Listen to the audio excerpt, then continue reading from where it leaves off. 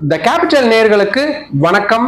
நான் உங்கள் Niranjan. Russia Ukraine இடையிலான போர் முடிஞ்சிரும் அப்படின்னு எதிர்பார்த்திருந்த நிலையில அமெரிக்காவுடைய அதிரடி நடவடிக்கைகள் அந்த போரை இன்னும் வரக்கூடிய நாட்கள்ல மேலும் தூண்டிவிடக்கூடிய விஷயமா அமைஞ்சிருக்கு. அது என்ன அப்படின்றதுதான் இந்த வீடியோல நம்ம விரிவா பார்க்க இருக்கிறோம்.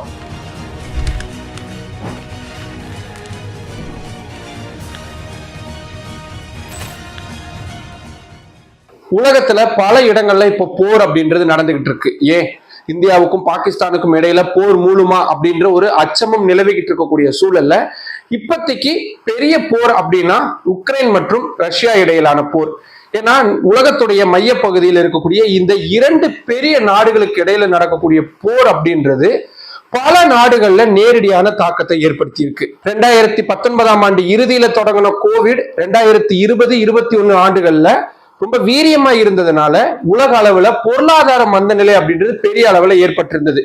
அந்த கோவிட் முடிஞ்சதுக்கு அப்புறமா கொஞ்சம் கொஞ்சமா மீளலாம் அப்படின்ற ஒரு முயற்சிகள்ல உலக நாடுகள் எல்லாம் ஈடுபட்டிருந்த நிலையில தான் 2022 ஆண்டோடைய இறுதியில தொடங்கி அப்படியே கிட்டத்தட்ட அந்த போர் அப்படின்றது உக்ரைனுக்கும் ரஷ்யாவுக்கும் இடையில தொடங்கி இப்ப வரைக்கும் தொடர்ச்சியா நடந்துகிட்டே இருக்கு. இது இந்தியா உள்ளிட்ட அனைத்து நாடுகள்லையும் ஏதாவது ஒரு வகையில தாக்கத்தை ஏற்படுத்தியிருக்கு. பெரும்பாலான நாடுகளுக்கு அது எதிர்மறையான தாக்குதல் அப்படின்றதுதான் இருக்குது. குறிப்பா பெட்ரோல் டீசல் விலை தொடங்கி பல முக்கியமான விஷயங்கள்ல இந்த போருடைய தாக்கம் அப்படின்றது நேரடியா இருக்கிறத பார்க்க முடியுது. இது எல்லாருக்குமே தெரிஞ்சதுதான். அமெரிக்க அதிபரா ஜோ பைடன் இருந்த வரைக்கும் உக்ரைனுக்கு ஏகப்பட்ட உதவிகளை கொடுத்துக்கிட்டு இருந்தாரு. அது பண உதவி, ராணுவ தடவாளங்கள், உளவு சம்பந்தமான தகவல்கள் அப்படின்னு எல்லாத்தையுமே கொடுத்துக்கிட்டு இருந்தாரு. ஆனா ட்ரம்ப் என்னைக்கு ஆட்சிக்கு வந்தாரோ அவருடைய முதல் விஷயமே உக்ரைனுக்கான அமெரிக்காவின் உதவிகள் அத்தனையும் நிறுத்துறது தான். இன்னும் சொல்ல போனா அவரு எலெக்ஷன் கேம்பெயின்லயே கூட உக்ரைனுக்கு கொடுக்கப்பட்டு இருக்கக்கூடிய உதவிகளை நான் வந்த உடனே நிறுத்திடுவேன் அப்படின்றத பெரிய அளவுல பேசிட்டு இருந்தாரு. முக்கியமா உலகத்துல எங்கேயும் போர் நடக்காம நான் பாத்துக்குவேன் அப்படின்றது அவருடைய வாக்குறுதிகள்ல மிக முக்கியமானது. அவரு பதவி ஏற்றதுக்கு அப்புறமா கிட்டத்தட்ட அதை செயல்படுத்த தொடங்கினாரு. இஸ்ரேல் போரை மட்டும் அவரு தவிர்த்துட்டு மற்ற இடங்கள்ல எல்லாத்திலையும் கிட்டத்தட்ட அமெரிக்கா கொடுத்துக்கிட்டு இருக்கக்கூடிய அந்த உதவிகளை முழுமையா நிறுத்தக்கூடிய வேலைகள்ல இருந்தாரு. இது நேரடியா உக்ரைனுக்கு தான் கடுமையான பாதிப்பு அப்படின்றத ஏற்படுத்துச்சு. ஏன்னா ரஷ்யாவுக்கு எதிராக உக்ரைன் போர் தொடுக்குதுன்னா அதுக்கு பின்னாடி அமெரிக்கா பக்கபலமா இருப்பாங்க அப்படின்ற ஒரே நம்பிக்கை தான். ஐரோப்பிய நாடுகள்ல நிலவக்கூடிய பொருளாதார ஸ்திரத்தன்மை, அங்க இருக்கக்கூடிய அரசியல் சூழல்கள் எதுவுமே உக்ரைனுக்கு முழு அளவுல பலனளிக்காது அப்படின்றது உக்ரைனுடைய அதிபராக இருக்கக்கூடிய ஜெலன்ஸ்கிக்கும் நல்லாவே தெரியும். அதனாலதான் அமெரிக்காவை அவரு பெரிய அளவுல நம்பிக்கிட்டு இருந்தாரு. ஆனா ட்ரம்புடைய செயல்பாடுகள் உக்ரைனுக்கு அப்படியே எதிர்மாறா இருந்ததுனால அவரு கொஞ்சம் ஆட்டம் காண தொடங்கினாரு. அப்பதான் எங்களுக்கான உதவியை நிறுத்தாம செய்யணும் அப்படின்னு கிட்டத்தட்ட கீழே இறங்கி போகக்கூடிய அளவுக்கு உக்ரைன் அதிபர் ஜெலன்ஸ்கி வந்திருந்தாரு. கடந்த பிப்ரவரி மாதம் நேரில் அமெரிக்க அதிபர் ட்ரம்ப் வாஷிங்டன்ல போய் சந்திச்சாரு. அந்த சந்திப்பு தான் இன்னொரு நாட்டு தலைவர் எப்படி நடத்தக்கூடாது அப்படின்றதுக்கு உலகம் முழுக்கவும் மிகப்பெரிய மோசமான எடுத்துக்காட்டா அமைஞ்சது. உங்களுக்கு நாங்க உதவி செய்யறோம், ஆனா அதுக்காக உக்ரைன்ல இருக்கக்கூடிய முக்கியமான கனிம வளங்கள் அத்தனையும் அமெரிக்கா எடுக்கிறதுக்கு நீங்க அனுமதி வழங்கணும் அப்படின்ற ஒரு கோரிக்கை இல்ல கட்டளையை முன் வச்சாரு ட்ரம்ப்.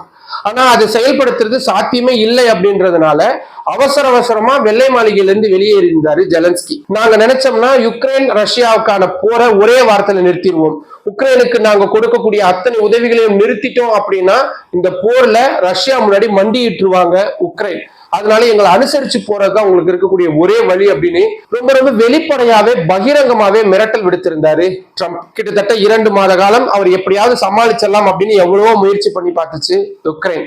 ஆனா ட்ரம்ப் ஒரு பிசினஸ் மேன் அப்படின்றதுனால அவருடைய டீல்ல ரொம்ப தெளிவா இருந்தாரு.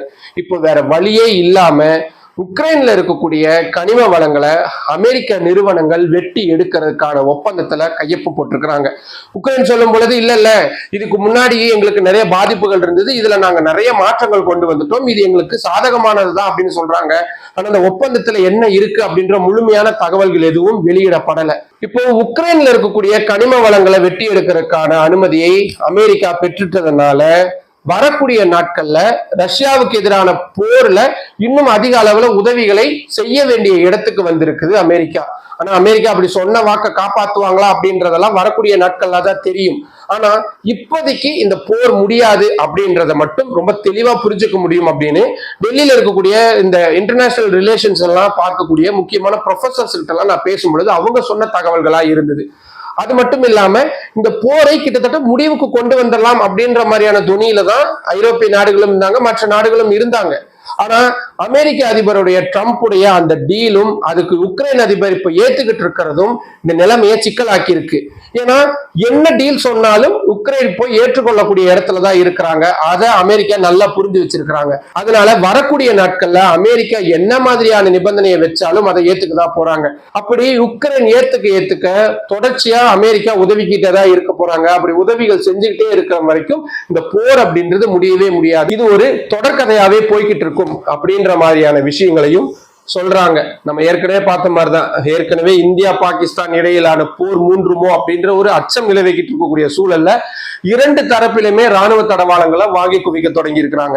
இப்போ ரஷ்யாவுடனான போர் அப்படின்றது மீண்டும் ரொம்ப வீரியமா நடக்க போகுது அப்படின்றது ஓரளவுக்கு உறுதியாகி இருக்கக்கூடிய சூழல்ல உலகம் முழுவதிலும் இருக்கக்கூடிய ஆயுத வியாபாரிகள் அப்படின்றது கிட்டத்தட்ட ஒரு கொண்டாட்ட மனநிலையில தான் இருப்பாங்க. ஏன்னா இனி அமெரிக்கா உக்ரைனுக்கு இனி கொடுத்துக்கிட்டே இருக்க போறாங்க. ஏற்கனவே நாங்க நிறைய கொடுத்துட்டோம், அதுக்கு நீங்க வட்டியோட எங்களுக்கு பணத்தை செட்டில் பண்ணுங்க அப்படின்னு தான் ட்ரம்ப் உக்ரைனுடைய கழுத்துல கத்தி வச்சிருந்தார். இப்போ அவரே இறங்கி வந்து எல்லா உதவிகளையும் செய்யறதுக்கு தயாராயிட்டாரோ அப்படின்ற ஒரு கேள்வி வரும் பொழுது எந்த அளவுக்கு ராணுவ தடவாளங்களுடைய பரிமாற்றங்கள் இருக்கும் அப்படின்றது யோசிக்கவே முடியல. வரக்கூடிய நாட்கள் ரொம்ப ரொம்ப முக்கியமான ரொம்ப குரூஷியலான நாட்களா இருக்க போது என்ன மாதிரியான நிகழ்வுகள்லாம் நடக்குது அப்படின்றத தொடர்ச்சியா நம்ம கேபிட்டல் சேனல்ல அடுத்தடுத்த வீடியோக்கெல்லாம் விரிவா பார்க்கலாம். மற்றும் ஒரு வீடியோவில் சந்திக்கலாம். நன்றி. நம்மளோட இந்த கேபிட்டல் சேனலை இன்னும் நிறைய பேர் சப்ஸ்கிரைப் பண்ணாம பார்த்துக்கிட்டு இருக்கீங்க. உங்களுக்கு தெரியும், உங்களுடைய ஆதரவை நம்பி மட்டும்தான் இந்த சேனலை நான் ரன் பண்ணிக்கிட்டு இருக்கிறேன். இதுக்குன்னு எனக்கு எந்த விதமான அவுட் சோர்ஸ் எதுவுமே கிடையாது. எனக்கு இருக்கக்கூடிய ரொம்ப சொற்பமான வருமானத்துல தான் இந்த சேனலை நான் ரன் பண்ணிக்கிட்டு இருக்கிறேன். இன்னும் சொல்ல போனா தம்ப்நெயில் டிசைன்ஸ்ல இருந்து எல்லாமே நான் ஒரே ஆள் இண்டிவிஜுவலா தான் பார்த்துக்கிட்டு இருக்கிறேன். பட் இருந்தாலும் தமிழ் மக்களுக்கு தினந்தோறும் முக்கியமான நிகழ்வுகளை கொடுத்தரணும் அப்படின்றதுக்காக ரொம்ப விடாமுயற்சியா இந்த சேனலை நான் ரன் பண்ணிக்கிட்டே இருக்கிறேன். அதுக்காக நான் உங்ககிட்ட இருந்து எதிர்பார்க்கறது ஒரே ஒரு விஷயம் தான், உங்களுடைய ஆதரவு. நம்ம சேனலை சப்ஸ்கிரைப் பண்ணுங்க, நிறைய பேருக்கு நம்ம வீடியோஸை கொண்டு போய் சேருங்க, லைக் பண்ணுங்க, அதிக அளவில் கமெண்ட் பண்ணுங்க. கமெண்ட்ஸ் கொஞ்சம் சமீப நாட்களாக குறைஞ்சிருக்கிறத பார்க்க முடியுது. நீங்க எந்த அளவுக்கு கமெண்ட்ஸ் பண்றீங்களோ அந்த அளவுக்கு நான் உங்களோட ரொம்ப என்கேஜிங்கா ரொம்ப பக்கத்தில் இருக்கிற மாதிரி உணர்றேன். அதனால நிறைய கருத்துக்களை நான் உங்ககிட்ட இருந்து எதிர்பார்க்கிறேன். இன்னும் அதிக அளவில் ஆதரவு தருவீங்கன்னு நம்புறேன். நன்றி.